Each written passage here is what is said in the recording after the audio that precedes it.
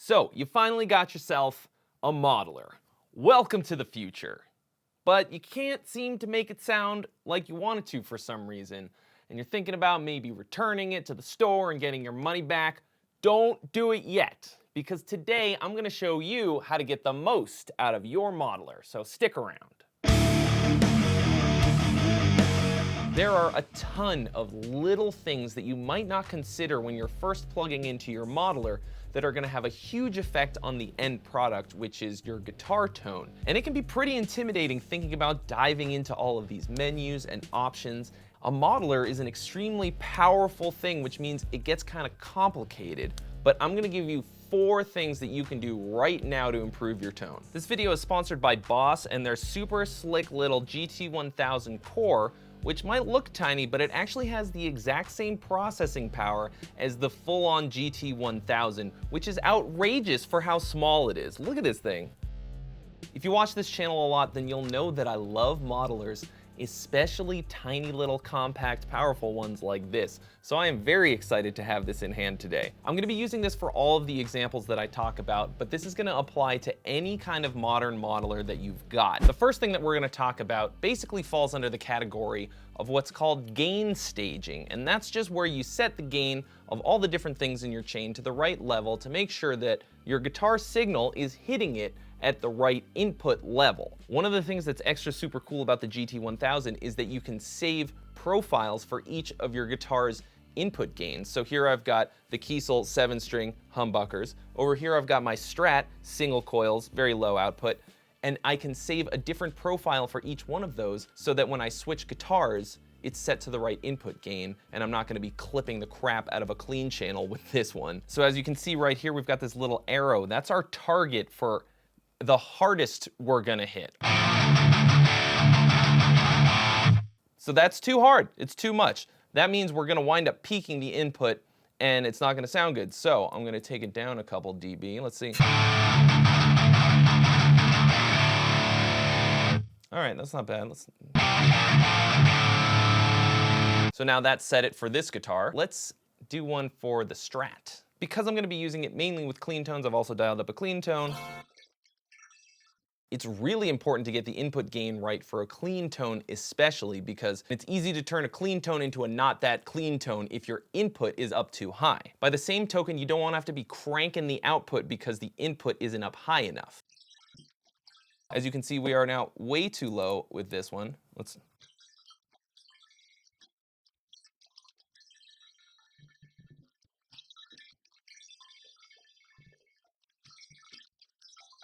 That's a lot. Plus 18, what's the most we can do? 8 plus 2 is 20.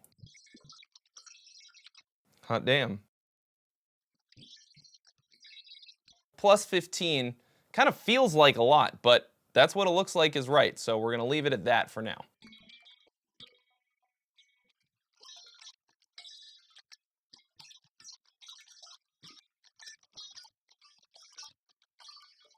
So now you can see I can switch back and forth between the Strat and the Vader input, and the input level is saved. Here's what it sounds like me just changing the input level from one to the other.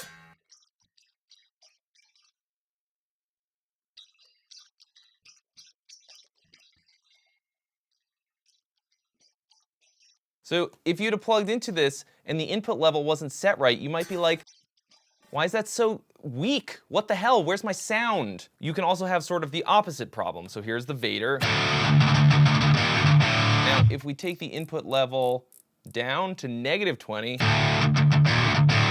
all of a sudden we lose all of the gain, all of the distortion.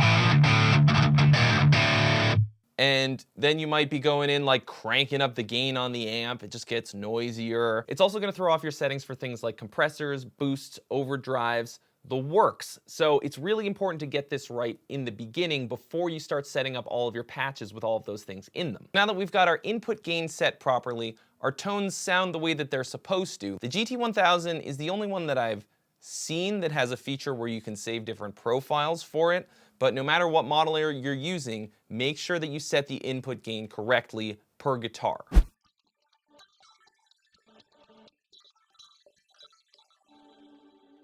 One of my personal favorite things about the modeler is the ratio of complex signal routing to effort, which is very, very powerful to very, very low, especially compared to the analog realm where creating complex signal paths in your pedal board and your amp is it's kind of a nightmare. It's expensive, it's a lot of work, it's a lot of different moving parts. In a modeler, you just have to click a couple things and drag them around, and it's all routed internally, digitally, boom, you're done. This allows you to be really, really creative very easily. So I'm gonna show you an example of that. This is something that I've never seen anyone do, as far as I know, in the analog realm. I think it's probably been done, but this idea of a double parallel path, you could for sure do this with pedals. It would just be so much work. It would be so much work, and it's so easy in a modeler. So I love having a parallel signal path for my delay and reverb because I don't want one of them running into the other. I want the signal to split. I want one to go to the reverb and one to go to the delay, and then I want them to be recombined so that I can hear them cleanly separately. So now not only can I get a parallel reverb and delay, I can get a parallel reverb, and then within the delay path, I can split that again and have two different delays doing completely different things in parallel. So as you can see over here in Tone Studio, I've got this tone set up. Right now I'm just going into an amp. It's going into a reverb, which is in parallel at the moment with nothing else in there. Then I've got this delay chain set up with these two different delays. One of them is like a dotted eighth note for some U2 action. Then I want a shimmer delay as well. Now if I run one of them into the other, like, it can sound okay, like if I just put one and then the other. But that means that each delay is triggering more delay. It just gets messy real fast, and that's not what I want, more important than anything else. So we're gonna put them each into a parallel signal path here, okay? And then we're gonna grab this parallel signal path and put it into the other side of the parallel signal path of the reverb. So altogether that gives us this pretty awesome sound.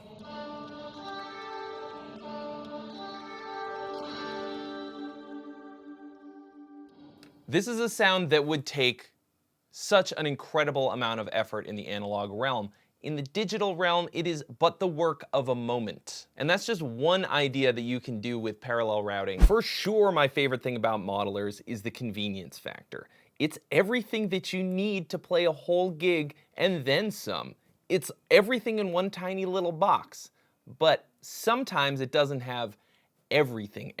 For example, the Mel 9 pedal from Electro Harmonics is a pedal that I love dearly. It's incredibly unique. It's basically a sampler of a mellotron that you control with your guitar. It's awesome. You're gonna hear it in a second.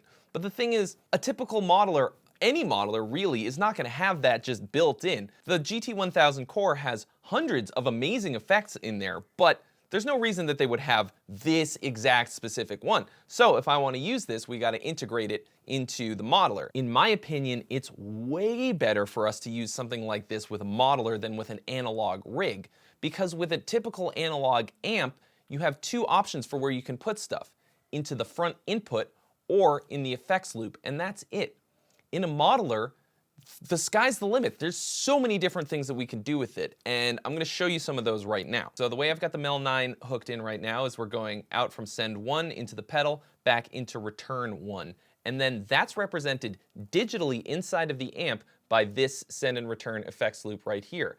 And we can put this pretty much wherever. I mean, look at this. We can put it all the way at the end of the effects chain. We can put it after the speaker cab. You can't do that in real life. We've got one of these dividers, which is splitting our signal into a parallel signal chain, one going to the amp and the other one going to a compressor, and then into this send and return, which is going out to the Mel 9 and then going immediately back in the same block. That gives us this.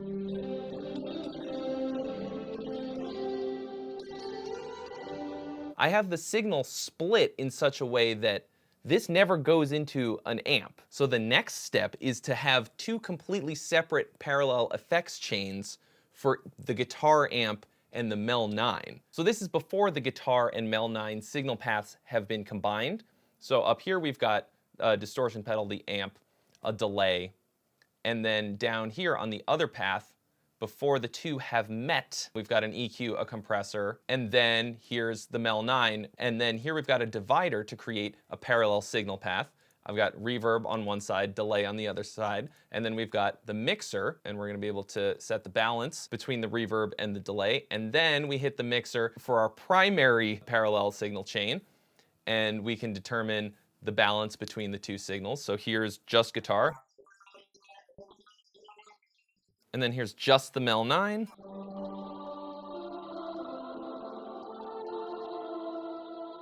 See, that to me sounds like Metroid. And I love Metroid. And then we can do a blend of the two.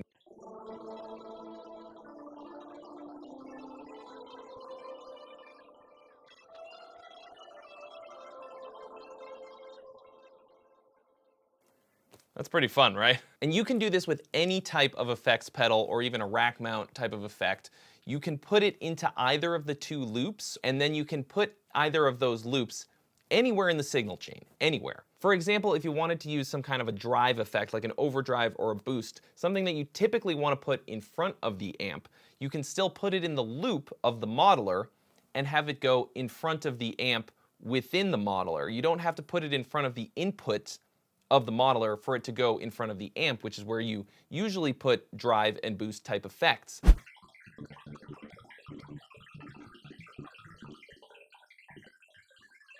I have saved what I consider to be potentially the most important part of your whole signal chain for last, and that's your cab sound. Long before you should reach for an EQ or some kind of other processing, you should see if the cab sound is the problem. In the analog realm, a cab is a big, heavy thing. It's expensive, it's bulky. Trying different ones is a long, expensive process, but in a modeler, that process is a breeze.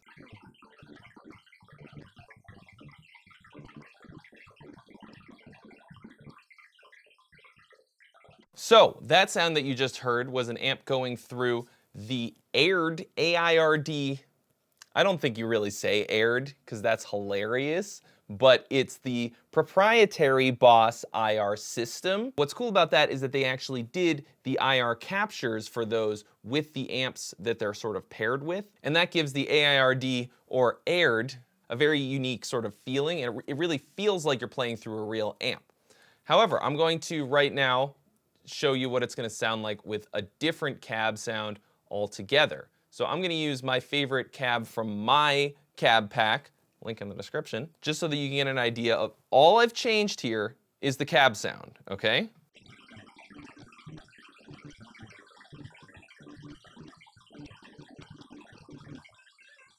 Let's try a different one. This is another AIRD one. We're going to use a 2x12.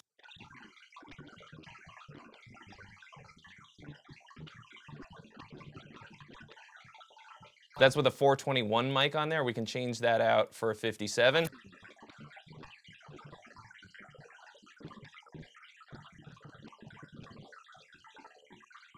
That sounds pretty sick, actually. I like that one. Let's go back to the 412 with the 57. And then just for funsies, let's use a 1x8 and hear what that sounds like.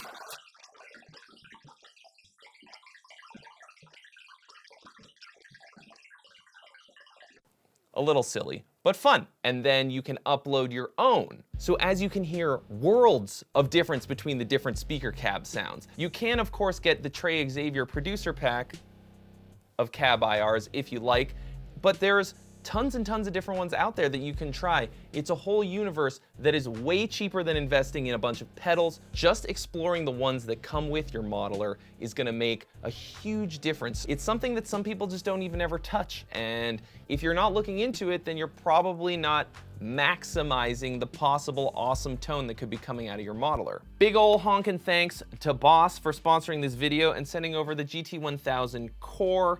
Check out the link in the description if you want to learn more about it. But long story short, it's tiny, it's crazy powerful, and it sounds pretty awesome as you heard in the video. This thing will for sure fit in the front pouch of your gig bag and has way more than enough to get just about any gig done. thank you so much for watching. If this helped you get better sounds out of your modeler, I would love to know. Leave a comment down below and let me know all about it. And I'll see you real soon.